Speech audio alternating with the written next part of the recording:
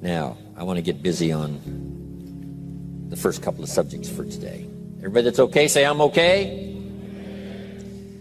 Here's the first subject that I've found so interesting. I want to share it with you. Then I want to talk about personal development, the subject that I started listening to age 25 that revolutionized my whole life, from my mentor, Mr. Earl Schoaf. Here's an interesting subject. Just jot it down now. It's called enlightened self-interest. Enlightened self-interest. It's a fascinating study to study the idea of self-interest. But just make this note, all of us, have self-interest. The key is for it to be enlightened so that everybody wins and no one loses. Our first interest is to survive. What does it take to survive? Our second interest is to succeed. What does it take to succeed? What does it take for me personally to survive and to succeed? Can I legitimately be interested enough in the things that help me both succeed and survive? And here's what I discovered. The answer is yes. It's possible to exercise self-interest, but to do it in such a way that no one loses, everyone benefits. Key phrase. Life was not designed to give us what we need. Life was designed to give us what we deserve. We do not reap a harvest in the fall because we need it. We reap a harvest in the fall because we deserve it. Not necessarily from a moral standpoint. Of course, there are some moral laws as well, spiritual and moral laws. But just the basic laws that simply say if you wish to reap, you must plant. So jot this down. Reaping is reserved for the planters. And the reason they reap is because they deserve it. They're the planters. They deserve to reap. Interesting Bible phrase that says, if you keep knocking, you'll find open doors. Good phrase to jot down. If you keep knocking, you'll find open doors. Doors of opportunity. Doors of a chance to meet someone. Doors open for association. Doors open to find someone special. Doors open to find a unique business colleague. If you keep knocking, the phrase says, doors of opportunity are open to those who continually knock. So we don't find open doors of opportunity because we need them. We find them because we deserve them. Only those who knock deserve to find an open door. But the promise is, if you continually knock, you'll find doors of opportunity. It says, if you search, you will find. So make the note, it's good. Finding is reserved for the searchers because they deserve it. Now, at first they may have needed it, but they now know that just needing it is not sufficient. But if they need it, now they must qualify for it. The reason why you're going to be blessed with good ideas this weekend is because you've come searching. You've gotten on an airplane to come searching. Got in your automobile to come searching. You got here searching. Now you're ready to receive. And for those who search, they will find answers. They will find plans, imagination to stir yourself into action for future benefit. So if you search to find a good idea, you must go looking, go searching. You've got to go to church. You've got to go to class. You've got to go to the seminar. You've got to go to the library. You've got to go to the books if you wish to find. Rarely does a good idea interrupt you. Rarely. But if you will search, you will find. So we get not what we need, but we get what we deserve. It says if you ask, someone has an answer. If you keep asking, the answers belong to you, because by virtue of asking, you have qualified. So we don't get what we need, we get what we deserve.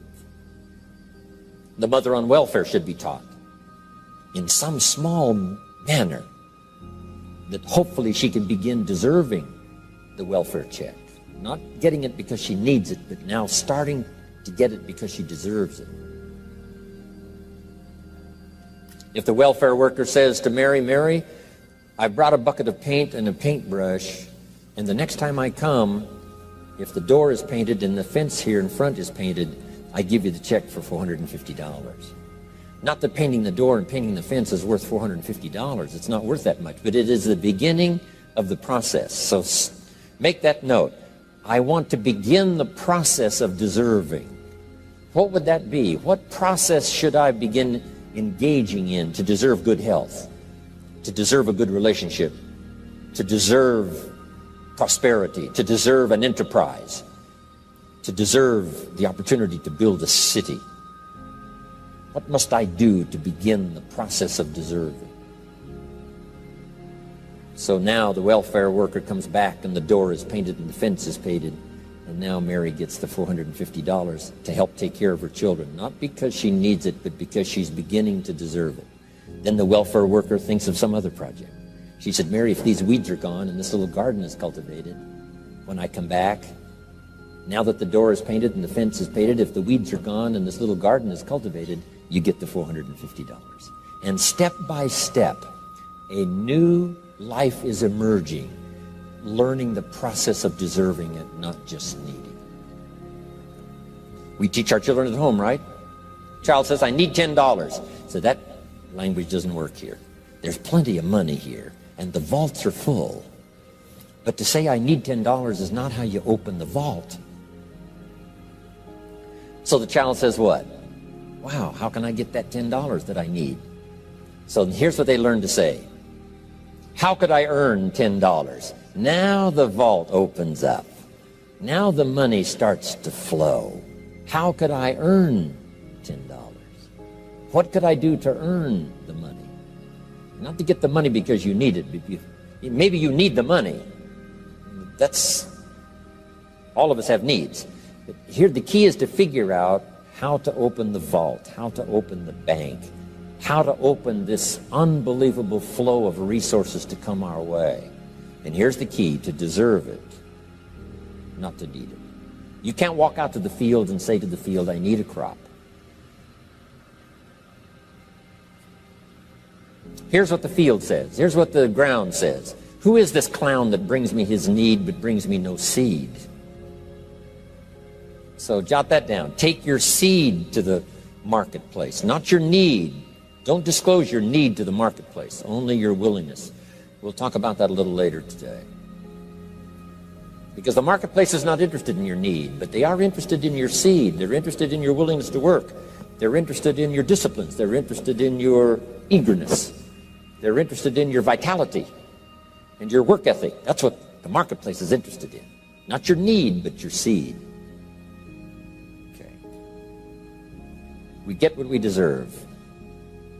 Old Testament God says, if you'll move toward me, I'll move toward you. See, that's how you get those occasions to meet God. You must make the move. God could say, you don't move, I don't move. You say, well, that's arbitrary. Well, when you're God, you can make it that way.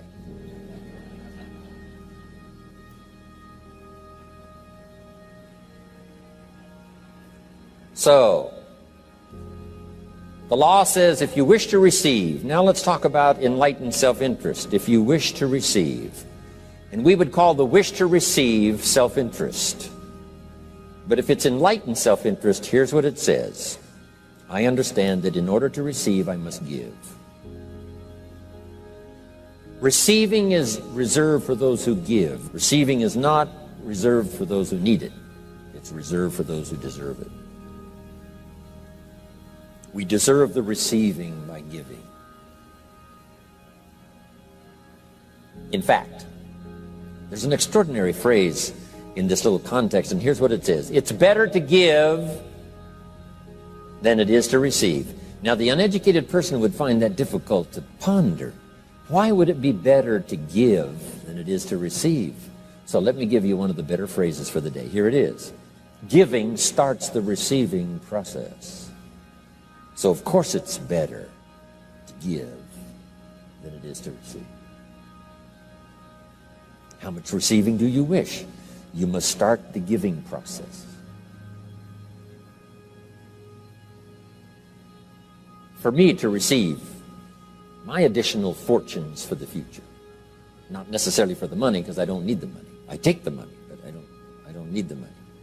But here's what I do need: for someone to say a year from now, 5 years from now, Mr. Rohn, that seminar helped to change my life. And for whatever reason, I was brought here to this place for this time. And later someone says that. See, to receive that kind of thanks, it's unbelievable. Here's what you cannot buy: that kind of thanks. You can't buy it with money. You have to earn it.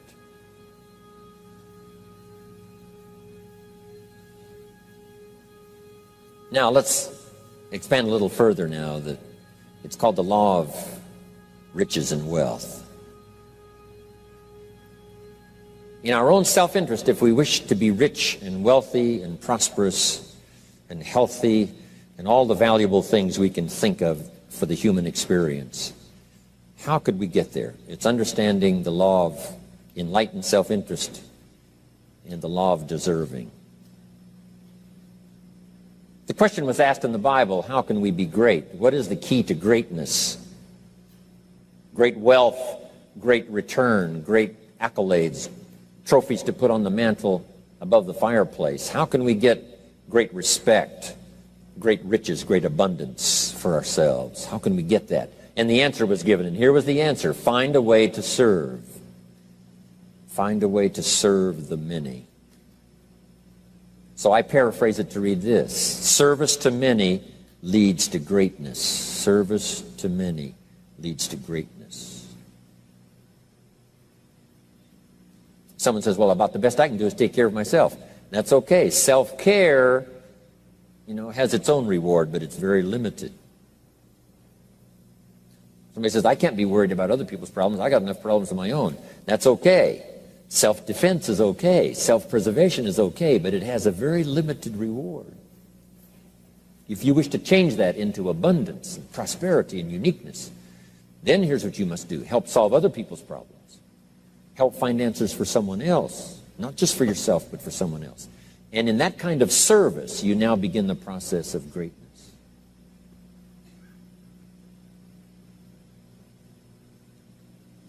Someone asked the question, how can I be ruler over many?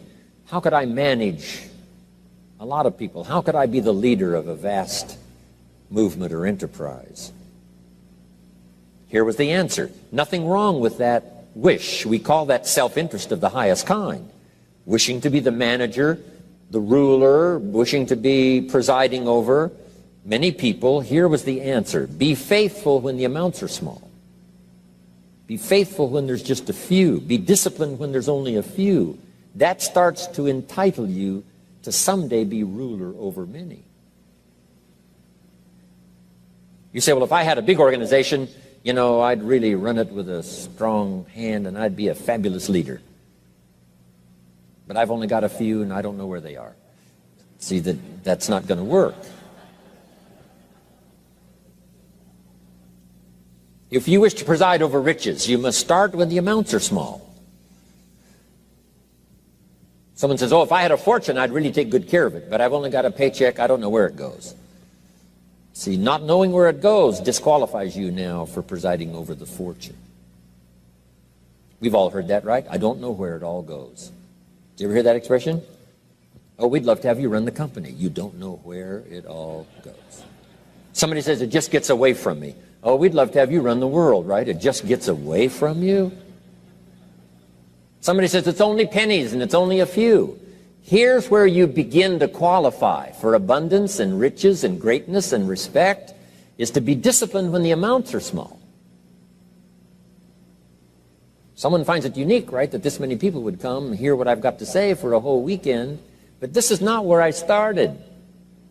I started with just a few, but I was so on fire with the few, trying to translate for them in my awkward ways back then what had happened to me. My life got changed, my income got changed, my health got changed, everything got changed for the better. And now I've lived the most extraordinary life. But it started with my passion for just a few, to translate for just the few. Someone says, well, there's just a few here. You know, does this meeting matter when there's only a few? And the answer is yes. Jot this down. You never know who's in the audience, whether it's a few or 1,000 or whatever. But you got to be faithful when there's just a few. Tell your story when there's just a few. Be just as passionate about ideas that can change someone's life when there's just a few. Now you begin. You're not fully qualified, but you begin the qualification to someday speak to many, someday preside over a vast crowd, someday be the manager or the leader of millions.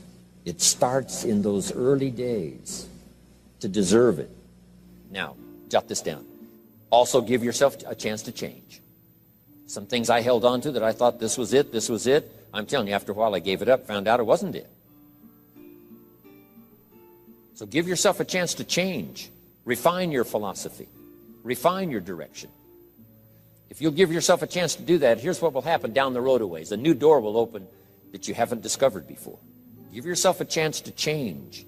Reevaluate.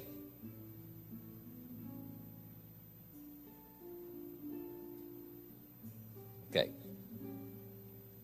So let your library be a testimonial of your dedicated interest in accelerated personal development, that you will read whatever you have to read, you will hear whatever you must hear, and you will watch and see whatever you must see in order to make your life refined and worthwhile and achieve all of your purposes.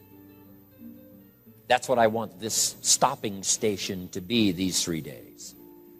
Just to come here and sit for a while and listen and ponder and take notes and work hard and see if you can't absorb, get all that you possibly can here so that it will start to refine your life even before you get on an airplane and fly back to wherever you came from, before you get in your car and drive away.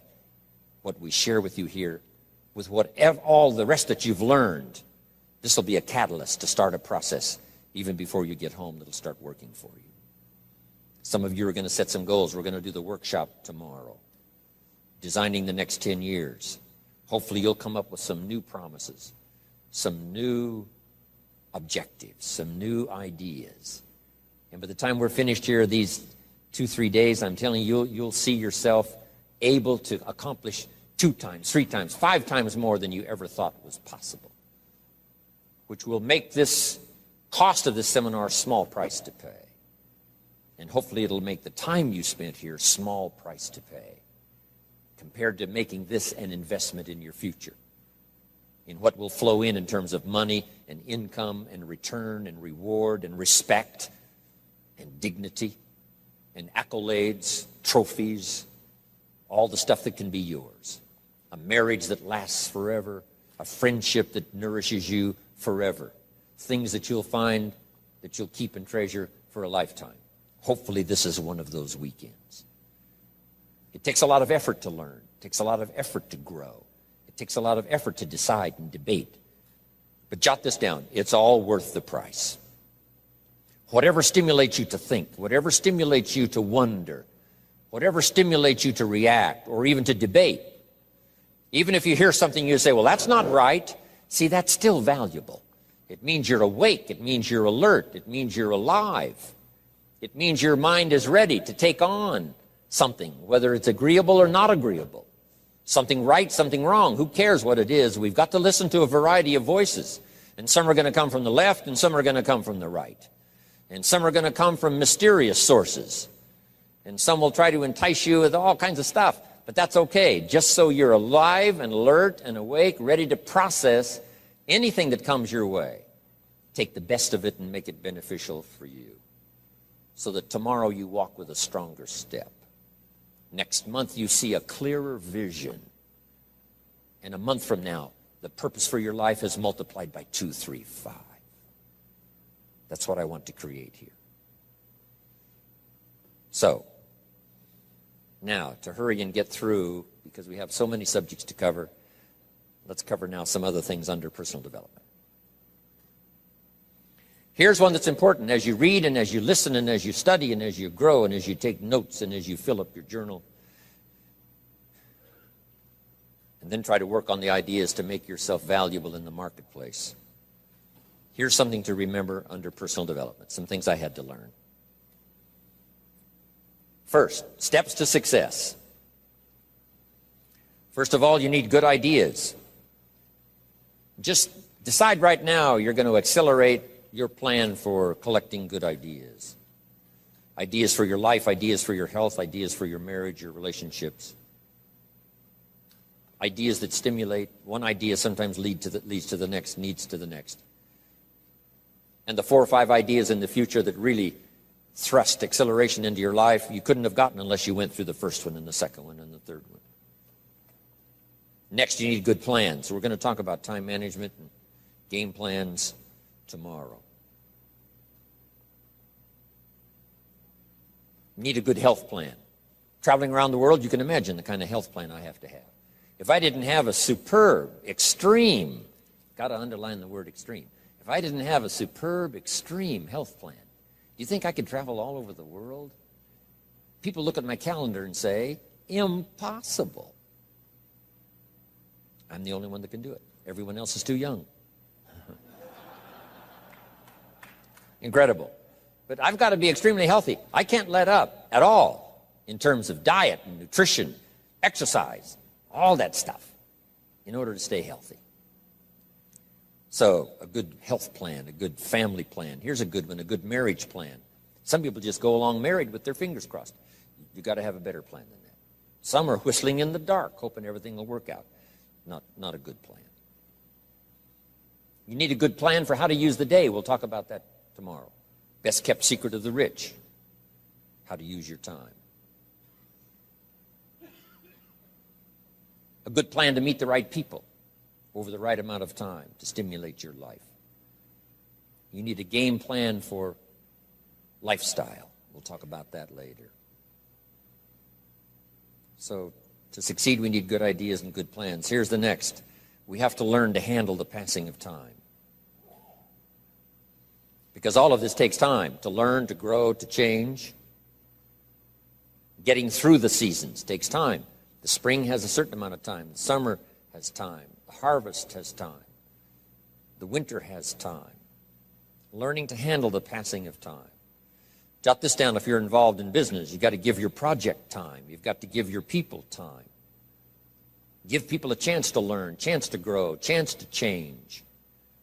One of the great requirements, especially in such an industrialized, busy, mad, dashing society, and that is to have people patience. First, we exercise it with our children and our family.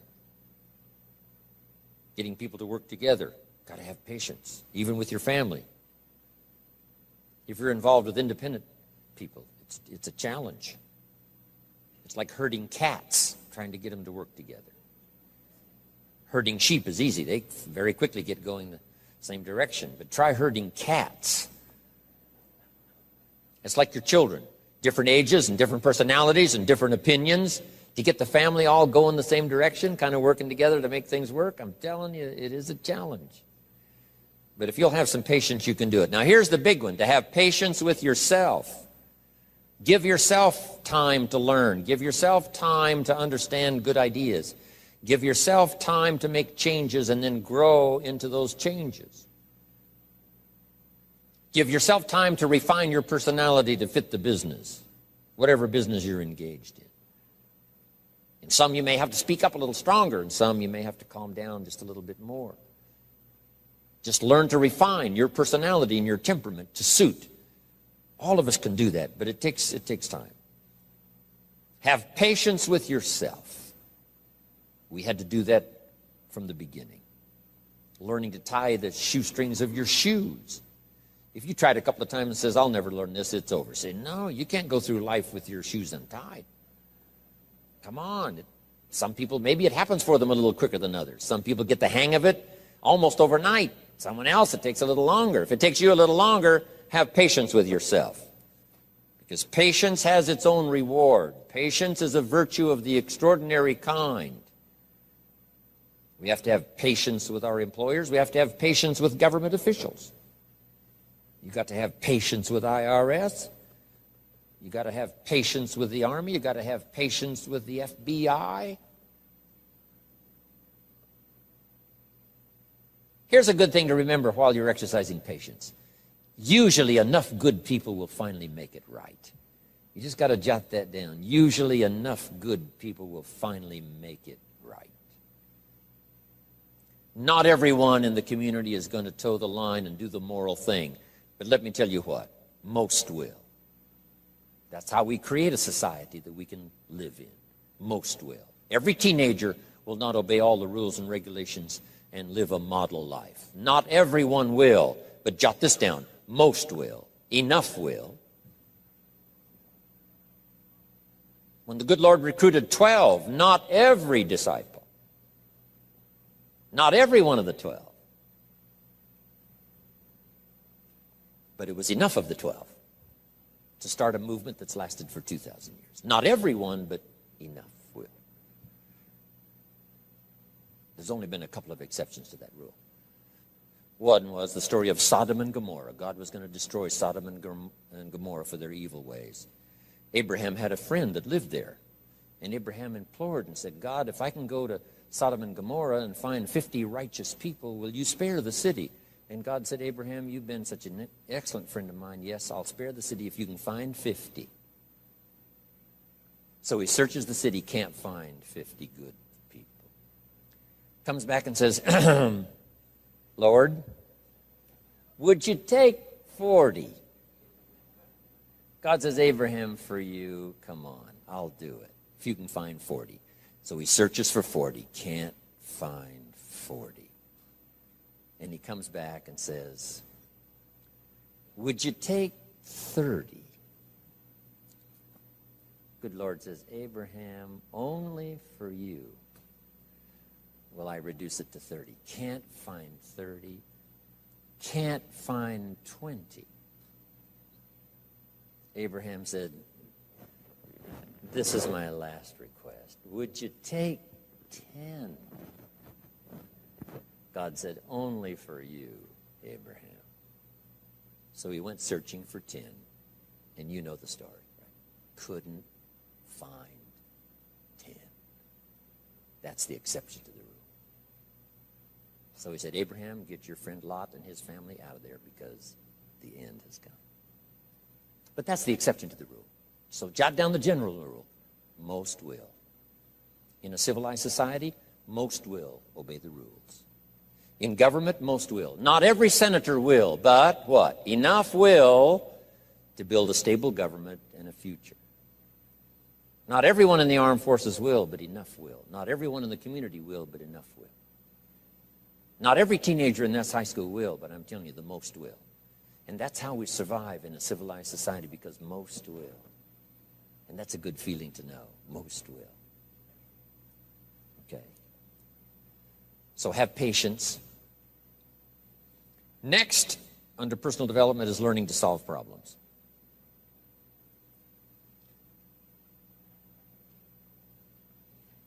By the way, having patience with the seasons takes time to develop the crop.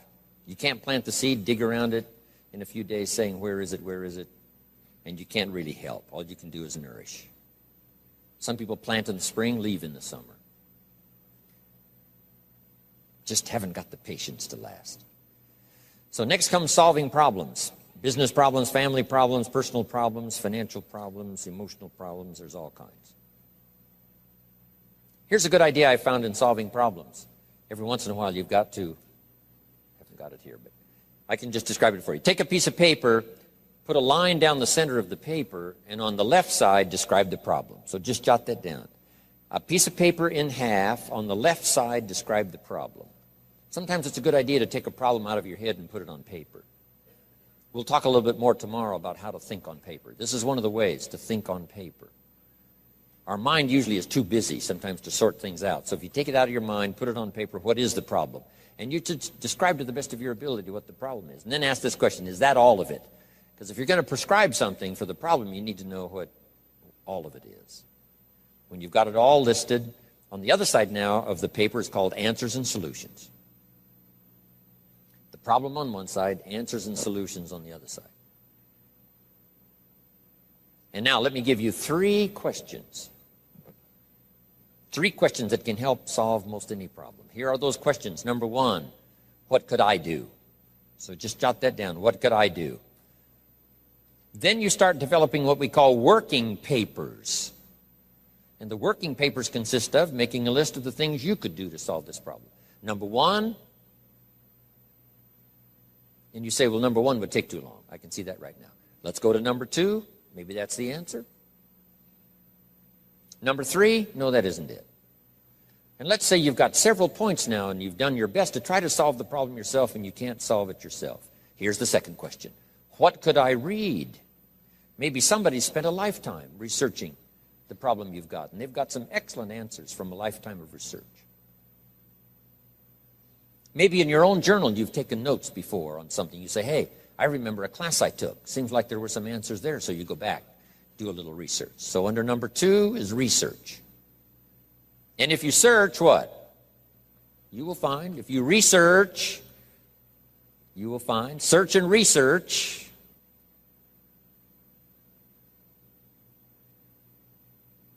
Now, research as soon as possible, because if the problem is severe, you don't want to wait till too late.